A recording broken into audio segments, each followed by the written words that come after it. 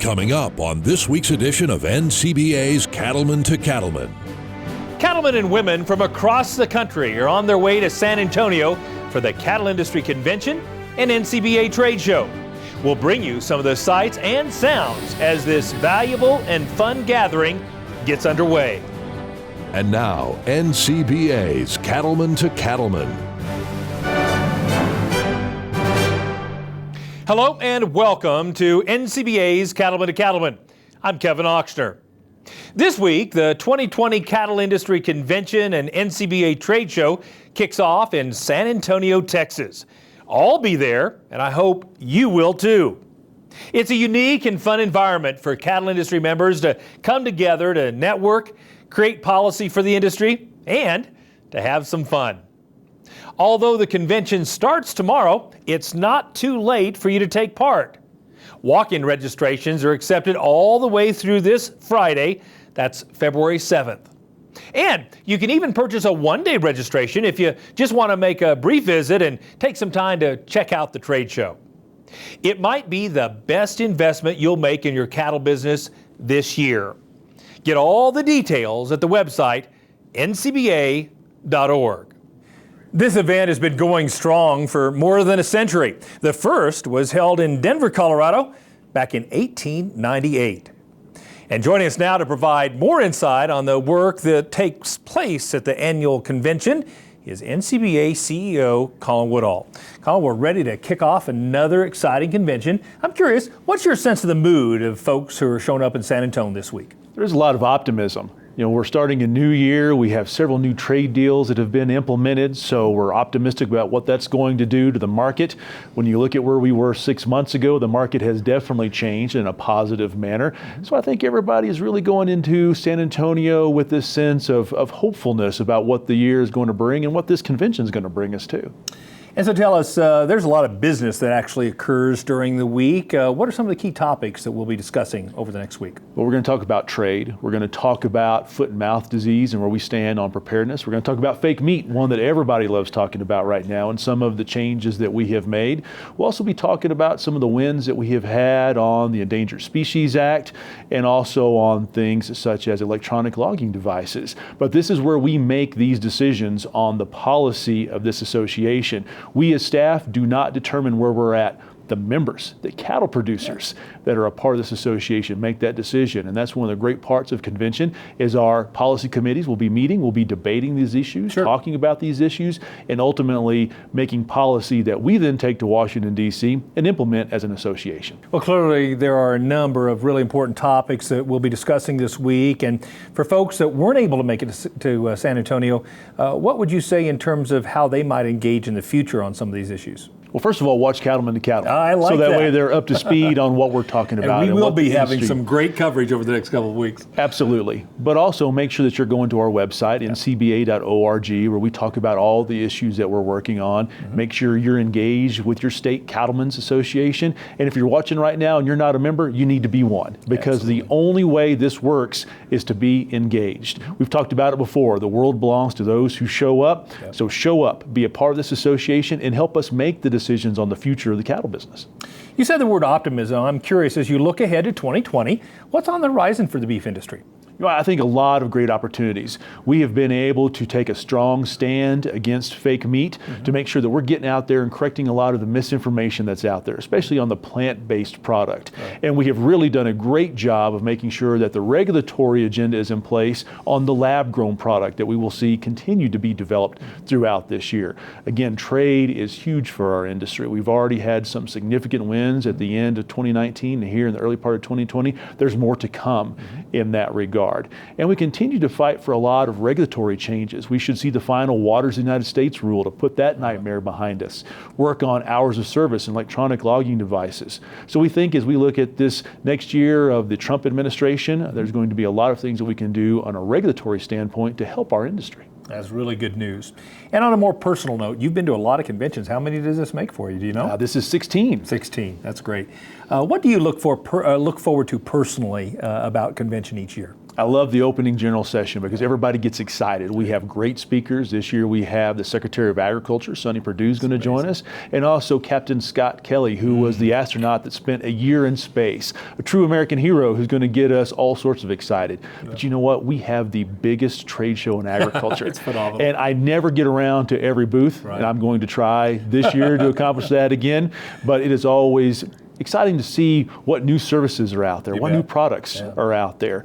But again, the thing that really gets me excited is watching these cattle producer members of this association show up and make the decisions for us, because we are producer-led and our convention shows that. It really is a spectacular event, a great week, and certainly worthwhile for folks. And they can still make it here this week. They can. You can drive in and sign up on premises, so come on in. We want to have you. Thank you, Colin. Appreciate it. Thank you, Kevin. No doubt there are lots of work to be done and some valuable cattle industry connections to be made right here in San Antonio. Over the next several weeks, be sure to tune in to Cattlemen as we bring you lots of great stories and information from this year's convention. You can also follow NCBA on Twitter, Facebook, and Instagram for live updates on all the happenings at this year's event. It's clear there's a lot of value in attending the Cattle Industry Convention and NCBA Trade Show. Cattlemen to Cattlemen reporter Brian Baxter has more on why this convention is so important to the beef industry. Each year, the Cattle Industry Convention is the place to see old friends, make new connections, and kick off another year of working to build a strong future for U.S. beef cattle producers. We are the premier ag event in the U.S. to see approximately 9,000 beef producers come together to make policy, to work on the checkoff, and just to network with one another. But everybody, comes to because we want to make this business better. It's so nice to come and meet other people that are doing the same thing that you do, that have a drive to promote, and produce the most nutritious, safest product in the world. It's just great to see the people that come. When I go to convention, there's some, 7, 8, 9,000 people there. And it's just great to see those folks from all over the country that are doing the same thing that we do right here in Oklahoma. Really, the convention is the hub of where we all come together. Other than a gathering point, it's so much more. That's where the business of the industry happens. It's also, we have a phenomenal trade show. So, I have people come up to me, why should I go to it? I said, for one, just go to experience it. Go to experience the trade show and then get involved. No doubt the NCBA trade show is a major draw. In San Antonio, the trade show will cover 8 acres with more than 350 exhibitors. The NCBA trade show is gigantic. And all kinds of exhibitors, obviously cattle products and so forth, but beyond that, a place to learn, a place to see what the new products are. In addition, Cattlemen's College offers cutting-edge education sessions, and there are live cattle handling demonstrations right on the trade show floor. Put it all together, and the Cattle Industry Convention provides an unmatched experience for those who go. In San Antonio, I'm Brian Baxter for NCBA's Cattlemen to Cattlemen. Now don't forget, you still have time to join us in San Antonio. The convention officially gets underway tomorrow and continues through Friday evening.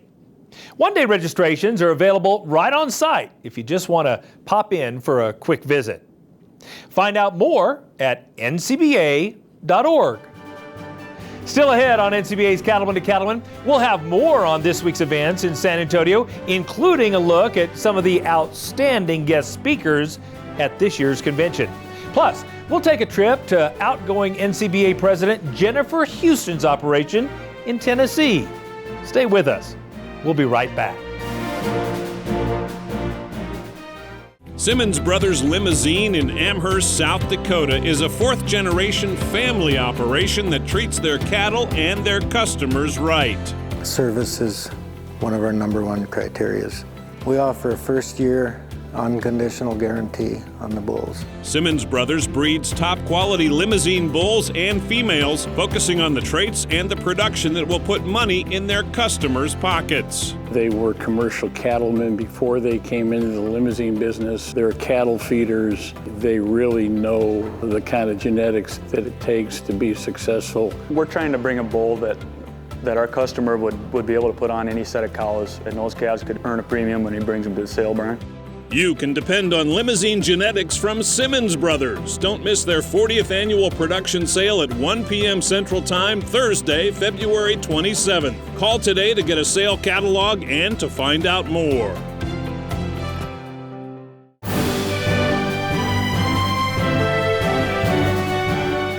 Welcome back.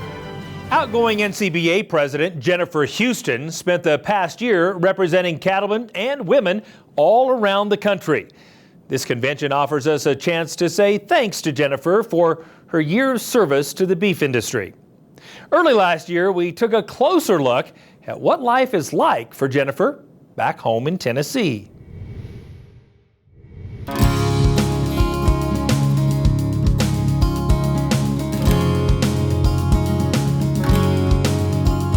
There's no doubt Jennifer Houston is a strong advocate for the beef industry. That's only natural because she spent her entire life around cattle. I grew up on a farm in West Tennessee near Memphis in the flatlands. Had cattle, hogs, went to the University of Tennessee, graduated in animal science. Met my husband, whose family has a livestock auction market. So we got married, live in East Tennessee, run the market, do a lot of stocker cattle. We feed cattle. Pretty much everything is, have a few cow-calves around. So I've been involved in the livestock industry pretty much my entire life. East Tennessee is a beautiful part of the state. We grow a lot of grass, so that's pretty much our advantage. Is we have a lot of land that's not suited for cropland, a lot of rolling hills. There's a little cropland in the valley, so it's really a great situation for raising cattle. Besides their home place, Jennifer and her husband Mark own and operate the family's East Tennessee Livestock Center, which was founded by Mark's father in 1962. There are cattle sales here every week, marketing about 50,000 head a year. I think last year our livestock market added $40 million something to the community in this area. So it helps keep the tractor dealerships and all that kind of stuff in business too. It also allows for a guy in Kansas who wants to socker some cattle. He's got a way to find them. He's got a way to get some of our good southeastern cattle, which we have. Despite the demands on the home front, Jennifer has spent the last 3 decades in a variety of beef industry leadership roles at both the state and national level. By serving as chair of the Tennessee Beef Industry Council and as chair of the Federation of State Beef Councils, she's been deeply involved in helping to guide beef checkoff-funded promotion programs. A lot of the beef checkoff efforts started around the old Beef It's What's for Dinner campaign when it first started, and now we've sort of re-energized that tagline. So a lot of our beef checkoff efforts, whether it's in research or promotion, I think have really paid dividends through the years. The things that we saw on checkoff committee, especially new product. Remember when the flat iron was first mentioned in new product development? Now we see it on many menus. Beyond beef promotion, Jennifer has experience as the NCBA policy chair and as an NCBA officer, so she's seen firsthand the need to keep a strong voice for the beef industry in Washington, D.C. I've always felt that we have to speak up for ourselves. Nobody else is going to do it for you. I have been privileged to have a flexible enough schedule, I won't say enough time, but a flexible enough schedule to do a lot of volunteer work, and a lot of people can't. And so what I tell people is whatever level you're able to do it, be involved, even if it's just becoming a member. Maybe there's some time later you'll be able to go up in leadership, but numbers matter. Numbers matter at our state houses when we go to argue a policy at our state. They matter in D.C. when we go to talk about policy with our members of Congress. Now Jennifer steps into her biggest role of all, president of NCBA, where she will be only the 3rd female to lead the organization in its more than 100-year history. I think the things that mean the most to me about my time with NCBA are the people I've met. the operations I've seen. The biggest thing is we all want to stay in business. We want to sell our high quality beef, and there's just different ways to do it. No matter what system we use to raise beef, whether we're on public lands or we're down here in the southeast with small farmers, where they're in, huge ranch in Texas or Montana, we use the systems and the resources we're given, but we all end up with a very similar high quality beef product, and it's really sort of amazing. And the people that I meet are the absolute cream of this job. Jennifer believes cattle producers need to work together to maximize their returns, and she knows NCBA can play an important role in unifying the industry. We've got to work together, and so working together in partnerships, whether at the state level or the national level, there's certain things that Checkoff can do, and they do it very well, but there's also things that Checkoff can't do, the policy issues. Numbers matter at our state houses. When we go to argue a policy at our state, they matter in DC when we go to talk about policy with our members of Congress.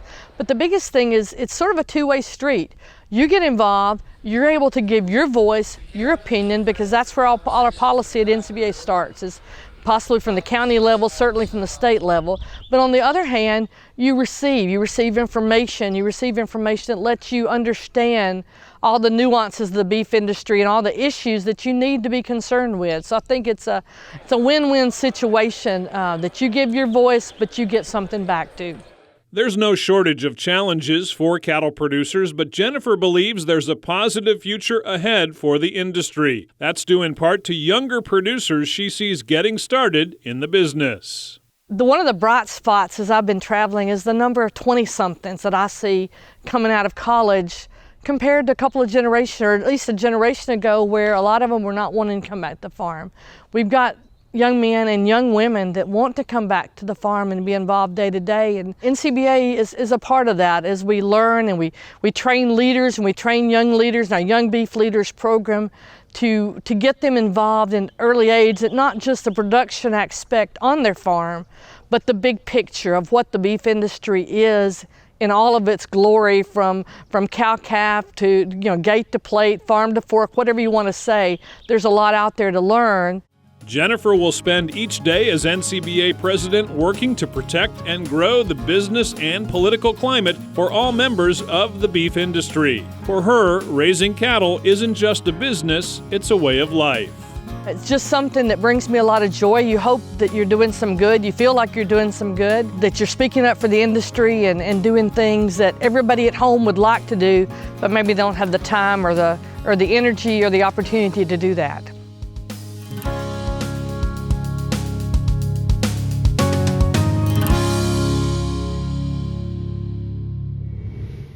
So how would Jennifer Houston summarize her time as president?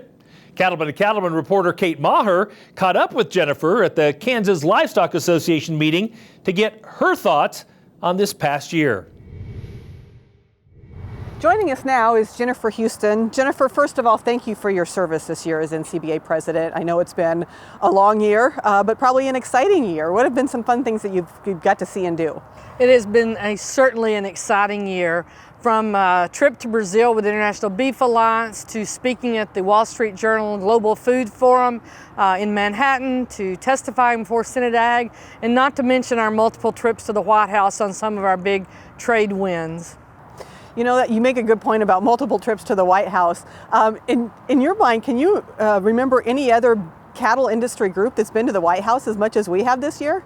No, this has been sort of unprecedented. The relationship that our staff in DC and our volunteers have built with this administration, with the White House, has really enabled us to be asked to many different functions there. Some of them official, some of them social, but they really recognize that the cattlemen need to be there and they want us there with our hats on. And that's great. And that also means something really important to the beef producers back home, doesn't it, with the respect that our staff has in DC? It does. There's no other cattle organization that purports to represent cattlemen that has the access, the staff, and just the respect that NCBA staff and officers do in Washington, D.C., both on the Hill and in the regulatory agencies as well as the White House. Yeah, I think NCBA members should be really proud of that. Then let's talk about some of the wins that our staff and our organization has had this year. Let's talk about trade, what has happened. It's been a great year for trade.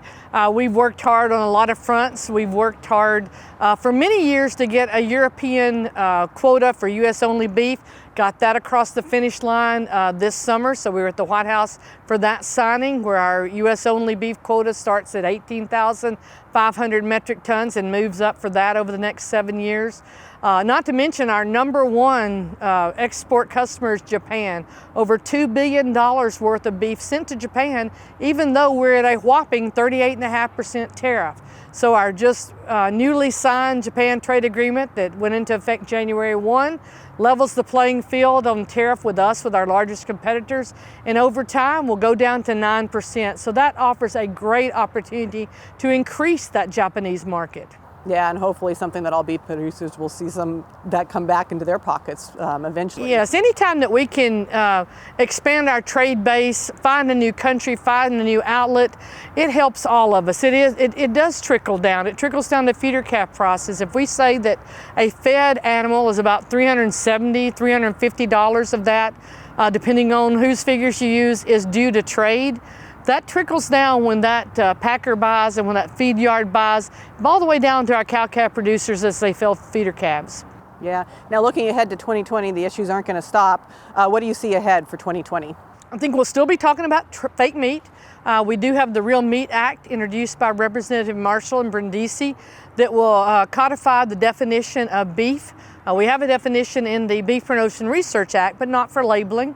It will put some teeth and some effort behind the agencies, both FDA and USDA's ability to make sure that labels are not misleading, are not just basically dishonest. And so we're looking forward to shepherding that as it makes its way through Congress. We'll continue to be working on regulatory issues such as hours of service, transportation, the new waters of the U.S. will, we're going to make sure that that's implemented like it should be because it'll have challenges. Continue to work on endangered species, so there's never any shortage of issues.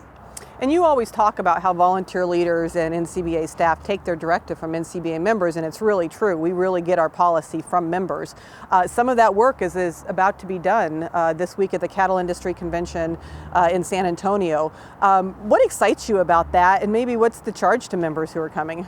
Well, I always talk about we're a grassroots organization, and we are, and this is where the rubber meets the road. So ideas and policy that people probably started in a county meeting or district meeting, brought up to their state, then it's brought to the committee here at the convention. If the committee passed it, our board passes it, and that's the marching orders we have. And that always, it gives you a confidence that what you're doing has the backing of your members, and we don't do anything unless we have policy on it. So that's why when I go out and talk about we're truly a grassroots organization, but it's exciting to see it work here at convention. Yeah, it's always exciting also to see beef producers from across the country come back. It's almost like a family reunion. You've probably seen a lot of them over the course of this year in your travels. What's been the best part about being out and about as president? I've loved going to state meetings. Visiting people's operation, going on the tours, meeting the people, going to their state committee meetings and figuring out and finding out what are the issues that affect each state, because we're all different. We have a different set of issues in the Northwest than the Southwest or the South or the Northeast. So, but yet we all have a lot of common issues, and that's what this organization is so good at, is all of our affiliates come together and we work together for the betterment of the entire beef community. Yeah, and it's so fun to see that partnership in action, and definitely the key to our success. So as you finish your term as president, I guess what's your charge to your fellow producers about carrying the torch and making sure that this industry is sustainable? We have a lot of issues to fight, and we're a small group of people to do so. Yeah, I know not everybody can be at NCBA convention for whatever reasons, but I challenge you at whatever level you can be to be involved at your county, at your district, at your state. Make your voice heard. Find what you're passionate about. It may be sustainability, it may be nutrition, it may be fake meat, whatever it is, engage, because we need your voice. We're such a small percentage of ag as a whole, and even smaller as beef producers. If we don't speak up, my daddy said, nobody's gonna do it for you, and that's the way I feel about both the checkoff side and the policy side. Nobody's gonna fight for us except us. And so my charge to you is be involved in any way that you can and let your voice be heard. Yeah, a charge that I hope many of our producers take up because it's so important. Jennifer, thank you for your voice this past year. Thank you for your time and your leadership, and we look forward to keeping you involved and seeing you around much more. Thank you. To keep up to date on the issues facing cattlemen and women and to help make a difference in the industry, why not join Jennifer as a member of NCBA?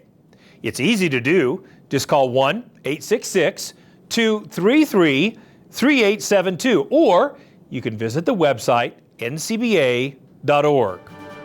Still ahead, we'll get a preview of one of the most popular events at the convention, the Cattle Facts Outlook Seminar. Stay with us. We'll be right back. For commercial cow-calf producers, crossbreeding with Gelbvieh and Balancer is the smart, reliable, and profitable choice. Gelbvieh and Balancer females offer maternal superiority through increased fertility, greater longevity, and more pounds of calf weaned per cow exposed.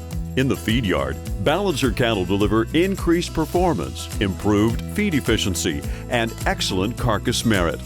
Balancer adds the pounds, make the grade, and deliver the value. Gelbvieh and Balancer, the smart, reliable, and profitable choice. Find out more at the website gelbvieh.org. Hi, I'm Cassandra Mate, President and CEO of Visit San Antonio. And on behalf of the city and the hospitality community, we welcome you, CattleCon, to San Antonio in 2020.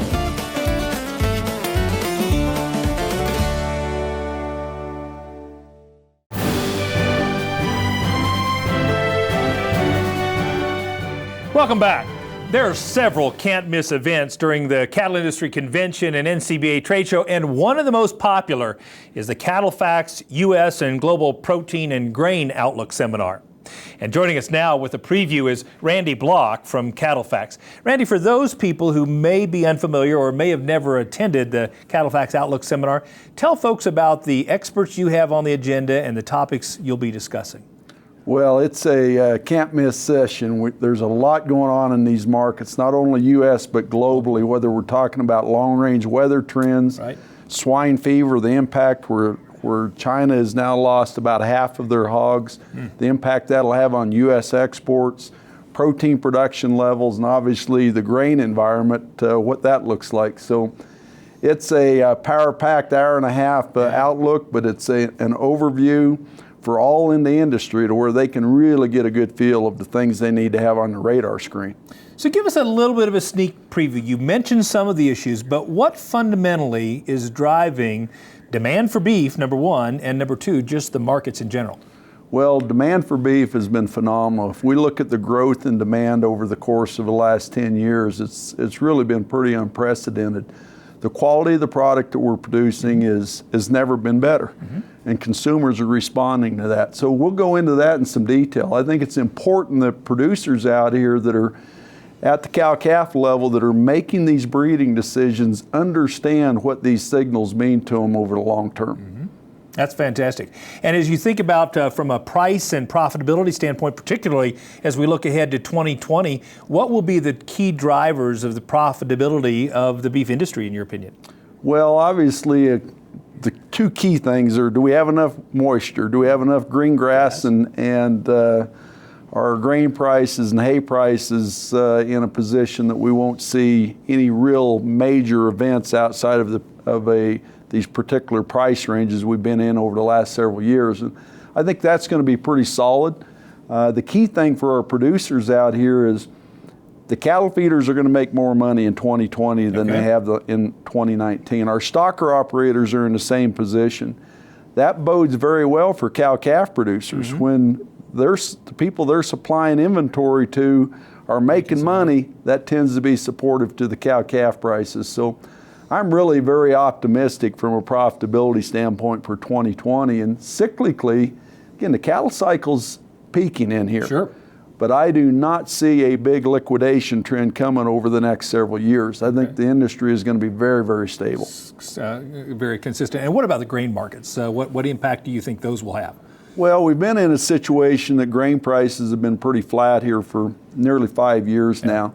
With the supplies that we have, U.S. and globally, I do not believe that's going to change in 2020. Another year, unfortunately for grain producers, that we're not going to have a big run up in prices, but for livestock producers that rely on these grain supplies, I think they'll be in pretty good shape. So what do you say to folks who are sitting down right now at this time of year and trying to plot out a marketing plan for the next year? What advice do you give? Well, I think you step back and you look at what's going on. The U.S. is the largest protein producer on the planet. When we look at beef production, when we look at broiler production, we're the third largest pork producer. There's a reason for that. We're a very high quality producer. We've got the safest food supply in the world. Other countries around the world want what we produce. Exports are growing. We think we could see exports of all proteins up 1.5 billion to 2 billion pounds in 2020.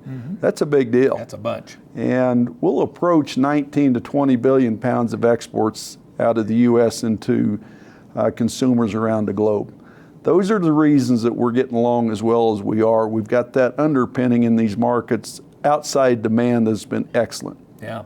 Well, as you say, lots is changing, and there's lots of good reasons to attend the Outlook Seminar. I attended your December session, and it was absolutely phenomenal. What feedback do you get from other people who attend these meetings, these Outlook sessions, in terms of how they use it in their own business?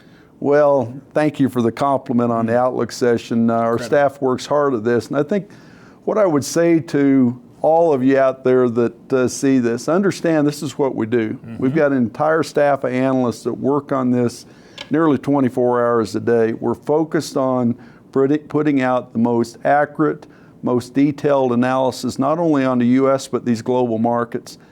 They have an opportunity to see this all distilled into a what we call decision-friendly environment, and where they can make decisions on it. I applaud what our board and staff has been able to do at Cattlefax to keep us pointed in the right direction to where we can put out this type of quality of information for producers here in the United States. And whether you have 10 cows or 10,000, this information is valuable in decision making. Absolutely, absolutely. This is where you make your money, is being informed and being a better marketer. Thank you so much, Randy. Thanks for having me. Appreciate it. The Cattlefax Outlook Seminar starts 7:30 a.m. this Thursday morning. Attendees will get valuable insights and information that'll help their cattle business in the year ahead. It's always one of the best attended sessions at conventions, so get there early to ensure you get a great seat. Find out more and get a complete schedule of this week's events at the website ncba.org. Still ahead on NCBA's Cattlemen to Cattlemen, we'll have more on all the fun and excitement in San Antonio as we prepare for a great cattle industry convention. That includes a look at some of the great speakers and performers who are guaranteed to entertain the crowd. Stay with us. We'll be right back. We didn't just design the 6M tractors with you in mind. We designed them with you by our side. The new 6M tractors from John Deere, reimagined by you, for you. With improved visibility, better maneuverability, and more ways to customize, so you get everything you need and nothing you don't. Experience the new 6M at your local John Deere dealer.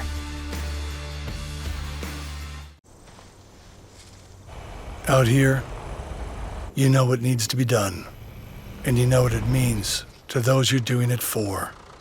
But every sunrise brings something new. With the weather, the soil, the markets, your machinery. You can't always predict what it will be. So it's good to know that Ram trucks are more than capable of helping you get it done right.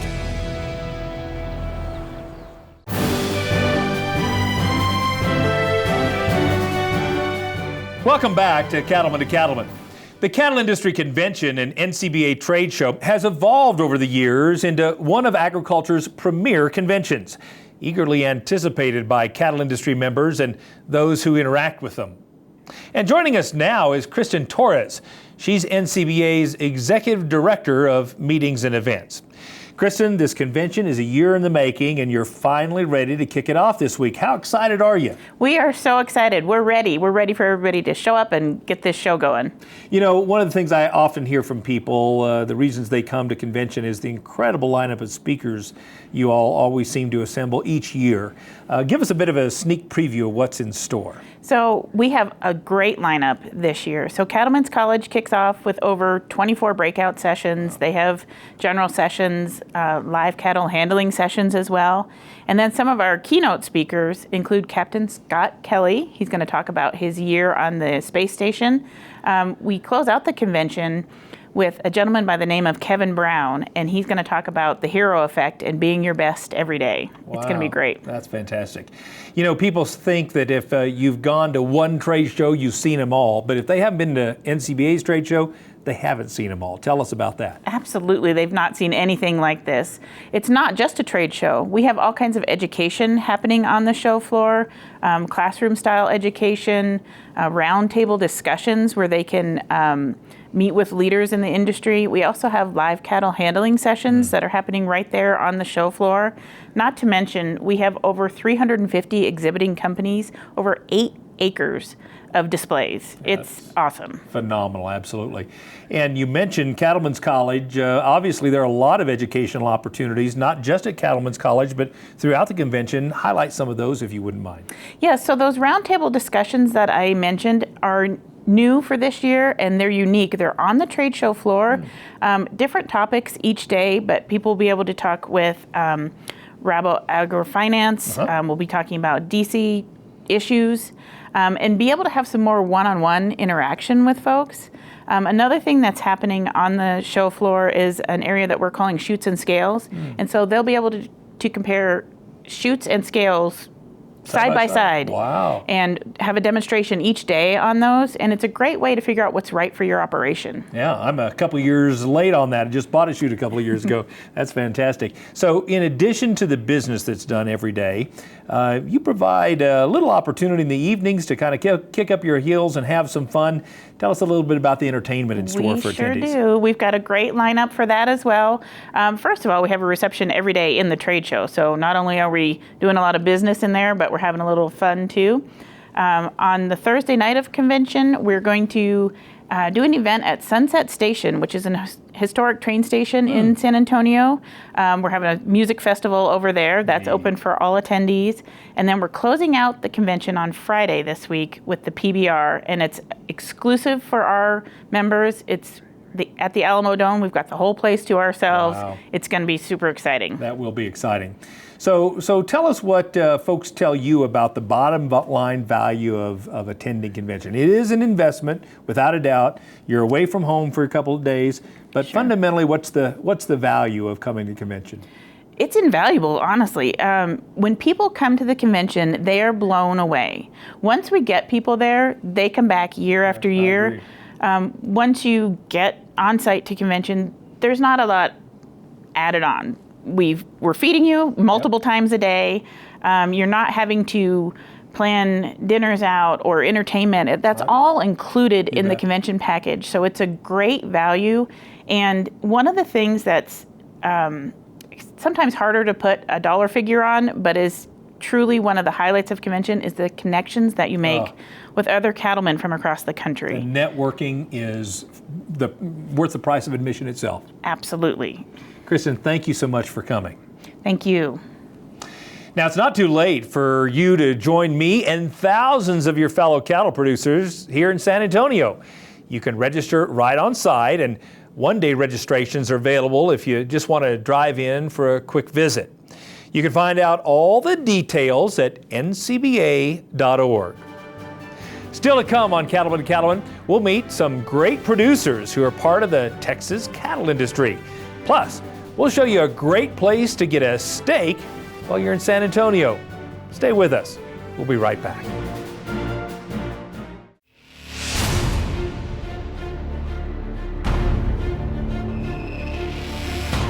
When the field is your office, you never get tired of going to work. Cut, rake, bale, repeat. New Holland offers the power and versatility to get through the day. From small squares to large squares and everything in between, New Holland has you covered. Visit your local dealer today to find out more. If you're looking for outstanding forage-developed Angus cattle, then look no further than Yon Family Farms in Ridge Springs, South Carolina. The Yon family is hosting their 30th annual spring sale at 11 a.m. on February 15th at the farm. They're offering 225 bulls and 75 females. Proven genetics from a family committed to their customers. Find out more about the spring sale at the website yonfamilyfarms.com.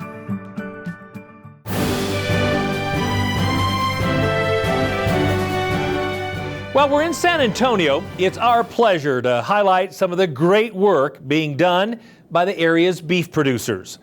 Cattlemen to Cattlemen reporter Russell Nemitz has a closer look at the Texas and Southwestern Cattle Raisers Association and the ranching families it represents.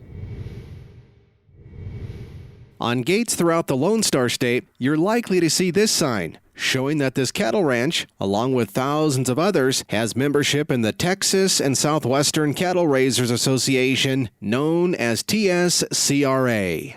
Texas Southwestern Cattle Raisers was founded in 1877, and there were 40 cattlemen that were tired of all the rustling and theft that was being perpetrated on them, and they got together and formed the Texas and Southwestern Cattle Raisers Association. Today, 30 special rangers work to protect ranches in Texas and Oklahoma from cattle theft. Very importantly, I'd like to emphasize that the TSCRA Special Rangers work on behalf of all citizens and not just members of the association. Then they're not part of a government agency. Rather, they're paid for with dues and inspection fees generated by the Texas and Southwestern Cattle Raisers. These rangers investigate 1,000 or more cases per year and recover an average of $5 million a year for both members and non-members. With more than 55,000 members, TSCRA also defends the interests of cattle raisers in the state capital at Austin. We know that when folks are out checking fence, working cattle every day, they aren't necessarily going to have time to pay attention to what happened in every hearing at the Texas Capitol, or really what's going on with rulemaking at the various state agencies, or in D.C. for that matter. And so we like to be here to pay attention to those things so that they don't have to. The relationship that we have with NCBA is phenomenal. We have so many issues in common, whether it be fake meat or WOTUS or EPA Endangered Species Act rules. Of course, the big ticket thing right now is trade. And so because Texas is so involved in the cattle industry, all of those things impact us directly. Beyond the issues, TSCRA members are eager to give a big welcome to their fellow cattlemen from around the country who will be heading to the Cattle Industry Convention in San Antonio. Well, we certainly want to welcome all of our cattle producing friends from all parts of the country. San Antonio is a great convention site with good facilities and plenty of entertainment, but primarily a place for us to do business in a congenial way. So we hope to have everyone come to San Antonio. In Texas, I'm Russell Nemitz reporting for NCBA's Cattlemen to Cattlemen. While you're in San Antonio for the Cattle Industry Convention and NCBA trade show, you're going to need to find time for a steak. Reporter Brian Baxter has a look at one steakhouse you might want to check out that's right on the Riverwalk. For more than 50 years, the Little Rhine Steakhouse has been serving great food and drinks to customers along San Antonio's historic Riverwalk. Frank Phelps started the restaurant in 1967, just as the iconic waterway was taking off as a major tourist attraction. When he got here, he wanted to open some restaurants. It was really good timing because at the time, which was around 1967, they were planning for a hemisphere here in San Antonio to kind of put the city on the map and to bring some good public relations and to advertise the place. Little Rhine was a part of all that that 1960s upgrade of the river and opening stores and restaurants and really nice places such as this one. And it's continued to this day. The restaurant is inside the Baumbach House, which was built in the 1800s when German immigrants called the area the Little Rhine District. Diners sitting inside can check out the many collectibles that adorn the limestone walls of the main dining room. Outside dining gives a great view of the Riverwalk. We have a patio area which is very attractive for these spring days. It's terraced so that everyone has a view. We have 4 different levels out there, so whatever table you sit at, it's a good table. Of course, great food is the main reason why the Little Rhine Steakhouse has been around for so long, and the restaurant is known for its perfectly prepared steaks. We have a 12-ounce filet mignon, an 8-ounce filet mignon. We have a USDA prime ribeye, we have a USDA prime strip, and we have a USDA prime rib chop bone in. We get rave reviews. Every day someone tells me how good the food is, how great the steaks are. I've had hundreds and hundreds of people tell me best meal they've ever had. I've had hundreds and hundreds of people tell me best steak they ever had. Over the years, many celebrities have visited the restaurant, but you don't have to be famous to get great service from the staff at the Little Rhine. We treat people, quote unquote, as family. All of these people seem to come back. If they're living out of San Antonio, when they come back, they come here because they celebrated their honeymoon here, or they celebrated graduation here, or we have some locals who just once a year they have to have a Little Rhine steak, and they know us and we know them, and it's one of the great things about this profession. We're as good as it gets as far as ambiance and as far as the quality of our food and our service on a daily basis. People tell me how great we are, and I say that with as much humility as you can say it, but it's based on our customer satisfaction. So when you're in town for the Cattle Industry Convention and NCBA Trade Show, the folks at Little Rhine Steakhouse hope you'll stop by, say hello, and have a steak. They know their success depends on the delicious, wholesome beef produced by cattlemen and women around the country. Without great cattlemen and without a good product, we couldn't do this. More than anyone else, we look to them to make sure that we can get a good product and continue to serve the best beef possible. We want y'all to come see us, and you'll be glad that you did. Reporting from San Antonio, Texas, I'm Brian Baxter for NCBA's Cattlemen to Cattlemen. When we come back, we'll check in with our good friend Baxter Black. Stay with us.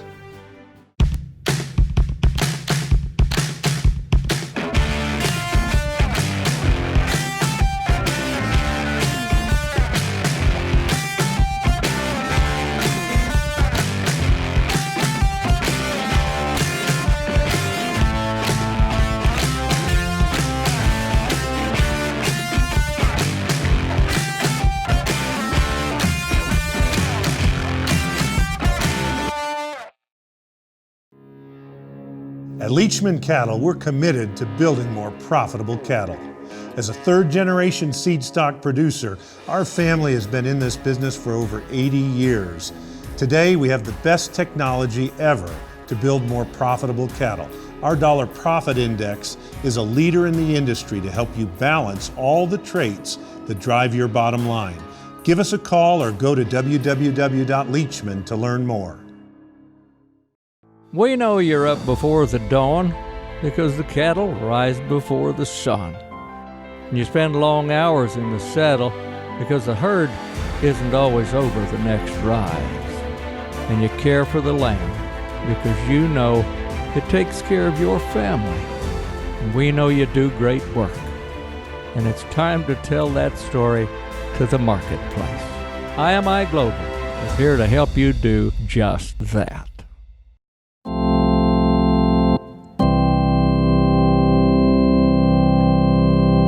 Once upon a time, at the start of all creation, angels sat upon a cloud, an odd conglomeration of buckaroos from near and far, but not there from the city. Their job? to build a brand new beast. They were the Cow Committee. Now me, I'd like some floppy ears, suggested Texas Jake. Well, floppy ears would freeze plumb off on the powder of the snake. Up north we need some curly hair, said Colorado Bill. Hide that's tight and hair that's thick to ward against the chill. Hold your horses, one and all, said Omaha Eugene. Nebraska needs a fleshy cow, a real corn machine. For she'd waste away, cried Tucson Bob. What we need's a hump, one who'll live on tumbleweeds and run from clump to clump. Well, how about horns, said Oakdale Pete. Don't need 'em in Des Moines. So they made some with, and some without, and some with tenderloins, and some with sheaths that drag the grass, and some so dadgum tall, to hear her calf down on the ground, she'd have to place a call. I'd like 'em roan, said Shorthorn Mike.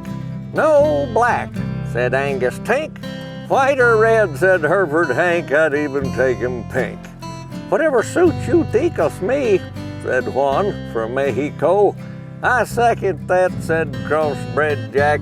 Just make 'em so they grow. So they made some white, and they made some blue, and they made some orange and spotted. They never made a green one, but they made 'em tall and squatted in every shape and every size, but no one had decided how to make the perfect cow. On that, they were divided. And this went on for days and days. In fact, it never ended. Each time they'd reach some middle ground, the project was amended, and they still meet from time to time and argue with their leaders.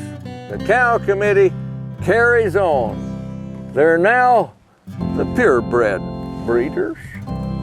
This is Baxter Black from out there. Thanks, Baxter. We look forward to seeing you this week in San Antonio. Baxter has been a regular attendee of this convention over the years and a longtime supporter of the beef industry. And don't forget, there's still time to get to San Antonio and be a part of the biggest cattle industry convention. It runs from now through Friday, so come and check it out. You can find out more at ncba.org. Well, that wraps up this edition of NCBA's Cattlemen to Cattlemen. Thanks so much for spending time with us. We'll see you again next week, deep in the heart of San Antonio, right here on RFD TV.